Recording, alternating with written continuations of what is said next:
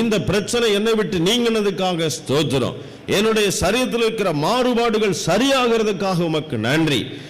பல வருடங்களான என்னுடைய போராட்டம் இன்றைக்கு இப்பொழுது முடிவிற்கு வந்ததற்காக உமக்கு ஸ்தோத்திரம் என்று சொல்லி உள்ளத்தின் ஆழத்திலிருந்து நல்ல ஆண்டவரை ஸ்தோத்திரம் பண்ணுங்க. கர்த்தர் என்னை சுகமாக்கினார் என்று சொல்லுங்க.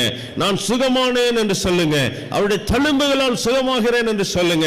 அது உண்மையான ஒரு வார்த்தை, உண்மையான ஒரு சத்திய வார்த்தை. அது அவருடைய தழும்புகளால் நாம சுகமாகிறோம். ஹல்லேலூயா.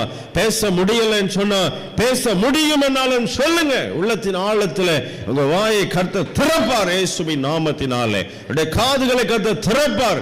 அதனால கேட்க முடியும் என்று சொல்லி சொல்லுங்க, அறிக்கை செய்யுங்க. உள்ளத்தின் ஆழத்தில் இருந்து நீங்க உள்ளத்தில் சொல்லுகிறத அவர் கவனமாய் கேட்டு உங்களுடைய காதுகள் தன்னால் அது திறக்கும்.